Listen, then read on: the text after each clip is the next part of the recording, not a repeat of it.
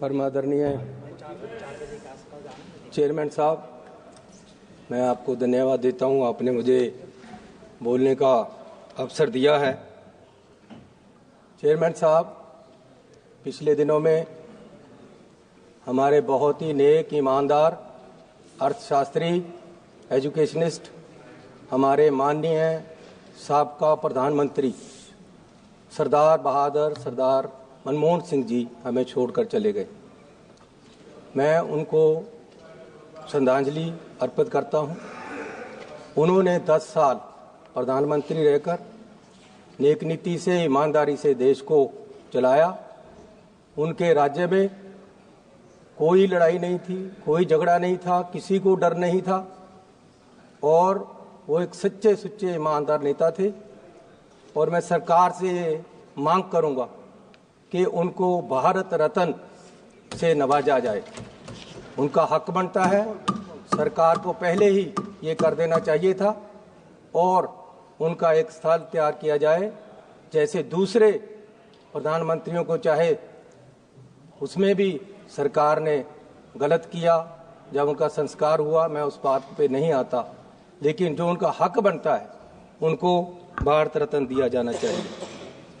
माननीय चेयरमैन साहब, मुझे अफसोस है कि जो हिंदुओं के नाम पे राजनीति करने वाली जो सरकार है, वो हिंदुओं के महाकुंभ को भी सुरक्षित नहीं रख पाई, वहाँ सही प्रावधान नहीं कर पाई, वहाँ सही इंतजाम नहीं कर पाई, जिसके फलस्वरूप सैकड़ों श्रद्धालु वहाँ मारे गए।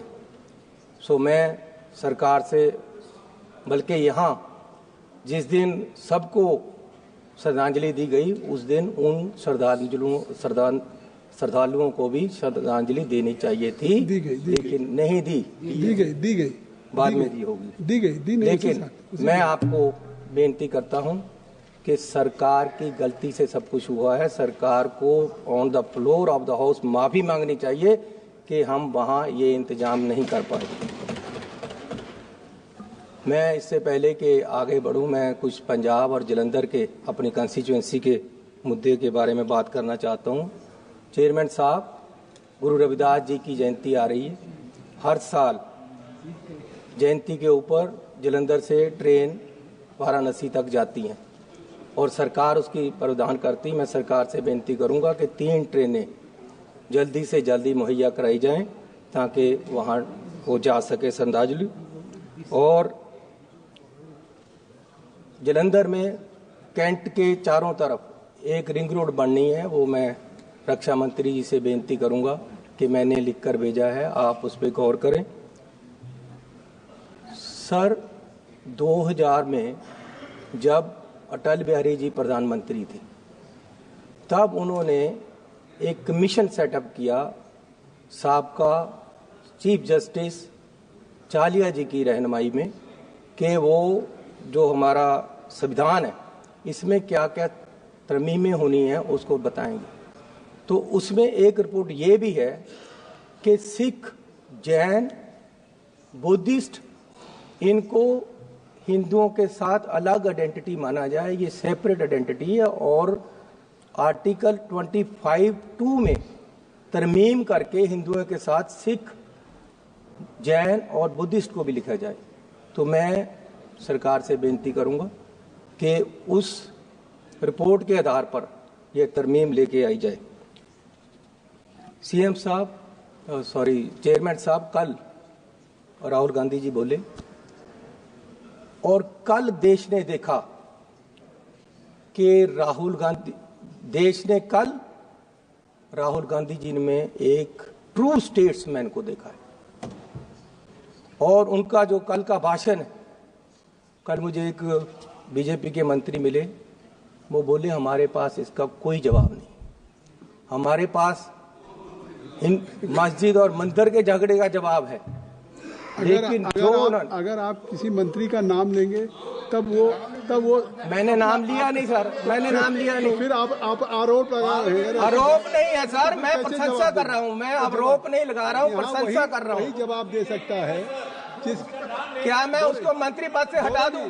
नहीं गौरव जी, मैं तो प्रशंसा कर रहा हूं कि उन्होंने प्रशंसा की। लेकिन जवाब वही दे सकता है जब किसी का आप नाम लेंगे। तो इसलिए सर क्यों मेरा इससे भ्रम भी तो पैदा हो सकता है, भ्रम भी पैदा होगा।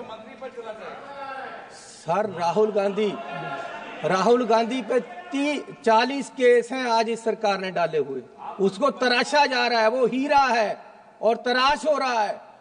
और सरकार हर बार, अब पार्लियामेंट में भी केस कर दिया, जहां जाते हैं वहां की सरकार से केस करवा दिया जाता है। लेकिन राहुल गांधी ने कल बताया कि उसकी सोच देश को आगे ले जाने की है और ये देश को हर समय पीछे लेकर जा रहे। बिना शिक्षा, एजुकेशन कोई देश, कोई घर तरक्की नहीं कर सकता। हमारे देश की जो सरकारी यूनिवर्सिटियां हैं, जो सेंट्रल सरकार चलाती है, उसमें 25 से 30% हर यूनिवर्सिटी में टीचर नहीं है। पढ़ाई कैसे होगी? आज ये कह रहे थे 2 करोड़ नौकरियां देंगे और अब कह रहे हैं कि 2 लाख आएंगी। 10 साल में किसी नौजवान को नौकरी नहीं दी। सर, महंगाई का ये हाल है कि चूल्हा चलाने के लिए लोगों को तरसना पड़ता है और इतनी महंगाई हो गई है कि गरीब आदमी झेल नहीं सकता। गरीब गरीब होता जा रहा है और अमीर अमीर होता जा रहा है। माननीय चेयरमैन साहब, पिछले सेशन में माननीय होम मिनिस्टर साहब ने कहा कि ये लोग अंबेडकर अंबेडकर अंबेडकर अंबेडकर करते हैं। अगर सच में इतना परमात्मा का नाम लिया होता, भगवान का, तो स्वर्ग को पा लेते। मैं आपको आपके माध्यम से इनको बताना चाहता हूं कि मैं ही नहीं, मेरे जैसे करोड़ों लोग वो हैं जिनके लिए अंबेडकर ही भगवान है। सर, आप मेरे से बहस करोगे या फिर तो बात ही नहीं चलेगी। अम्बेडकर जी का नाम लिया तो आप उनको रोक रहे हैं। आप भी रोक रहे हो अम्बेडकर को बोलने से, क्या कैसे चलेगा? अम्बेडकर वो है जिसने मेरे जैसे करोड़ों नौजवानों को खड़ा किया है, देश को आरक्षण देकर गरीबों को ऊपर उठाया है, जिसने औरतों की वकालत की है। अम्बेडकर के नाम पे ऐसे शब्द बोलना ये निंदनीय है और माफी मांगनी चाहिए इन लोगों। और इससे उत्साहित होकर पंजाब में पिछले हफ्ते एक आदमी ने अंबेडकर साहब के बुत पे चढ़कर हथौड़े से उसको तोड़ा है। ये बीज ने नफरत का। ये आप जो ये आरोप लगा रहे हैं, जब देश का होम मिनिस्टर बोलेगा अंबेडकर के खिलाफ, तो आम लोगों को तो उत्साहित होंगे ही। आम लोग क्यों नहीं बोलेंगे? जब आपका सबका सिपा सलार ही बोल रहा है तो आम लोगों का क्या हाल होगा? आप अंबेडकर के ही नहीं, अंबेडकर को संविधान के भी दुश्मन हो। सदस्य जी, 1 मिनट रुक जाइए। आप ना अंबेडकर को चाहते हो। 115 chairman sir, Bharatiya Janata party की फैक्ट फाइंडिंग कमेटी माननीय सदस्य ब्रिजलाल जी के नेतृत्व में गई और अंबेडकर जी की प्रतिमा को नुकसान कांग्रेस के कार्यकर्ता और आम आदमी पार्टी ने किया है। ये अपनी गलती छुपाने के लिए हमारे ऊपर आरोप लगा रहे हैं। सर, फैक्ट फाइंडिंग कमेटी बनानी है तो ये बनाओ कि देश का होम मिनिस्टर अब वो आप बात क्यों गलत बोला अंबेडकर साहब के लिए, ये बताओ ना। आप और अपनी बात करें। सर, मैं यह बात ही कर रहा हूं, आज तक माफी नहीं मांगा।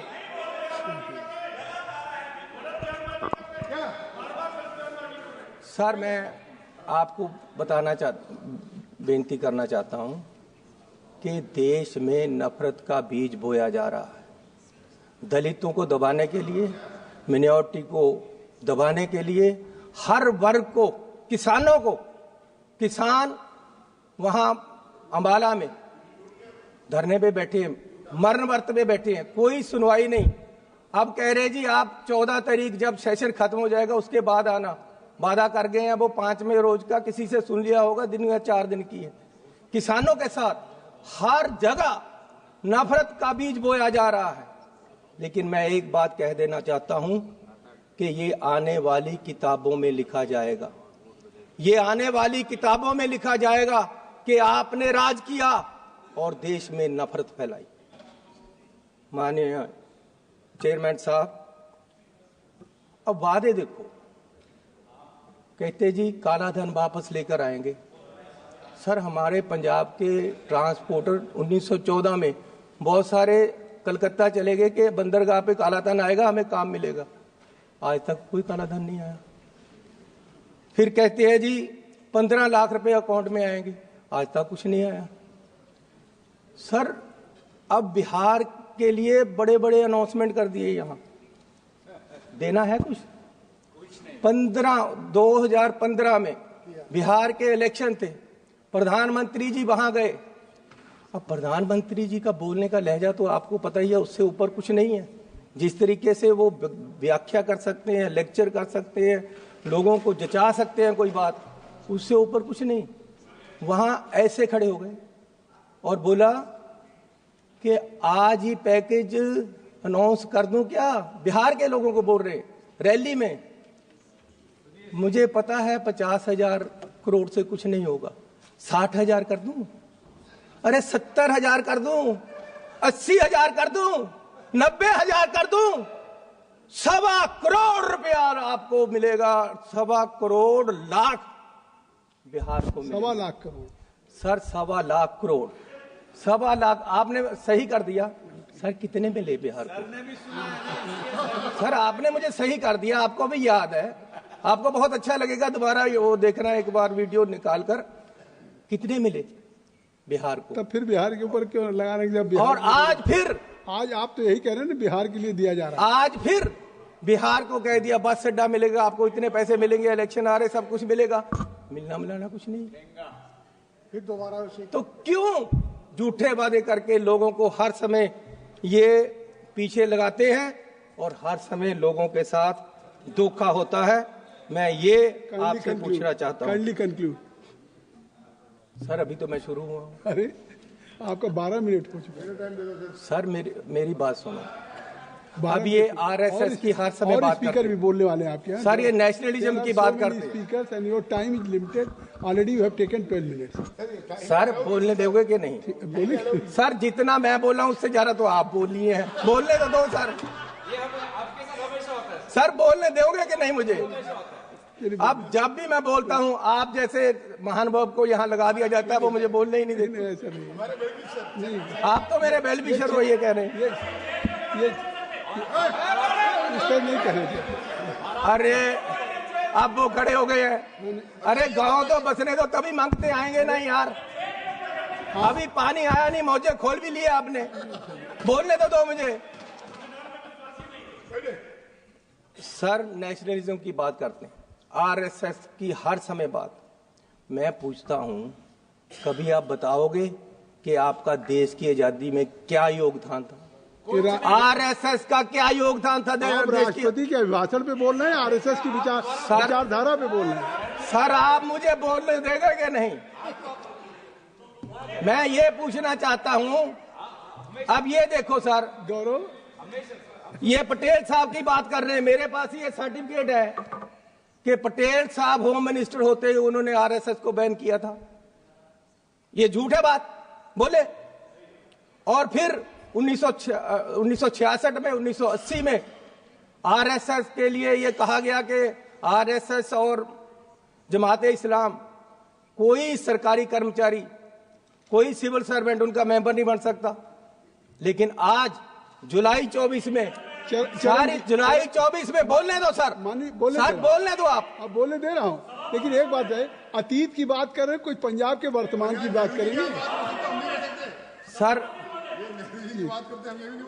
अब 24 में, जुलाई 24 में इन्होंने आरएसएस को ये कर दिया कि आरएसएस में कोई भी सरकारी कर्मचारी मेंबर बन सकता है। जब नेहरू जी देश के प्रधानमंत्री थे, 62 के चाइना युद्ध के बाद 1963 में इंडिया गेट पर परेड में राष्ट्रीय स्वयंसेवक संघ को नेहरू जी ने शामिल कराया।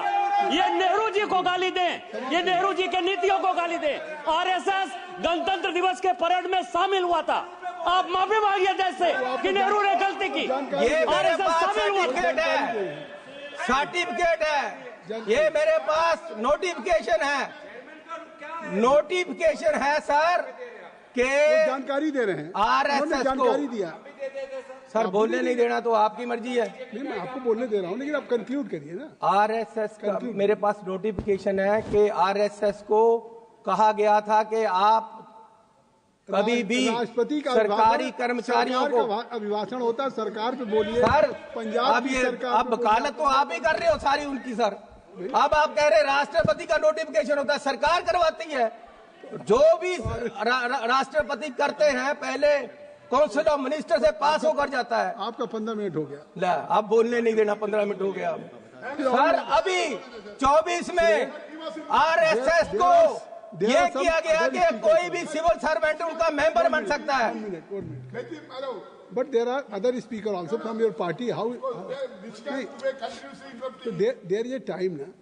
Already he has taken for 15 minutes. He was giving only. Sir 15 minute से 12 मिनट तो आप ही बोल रहे हो। क्या करोगे आप?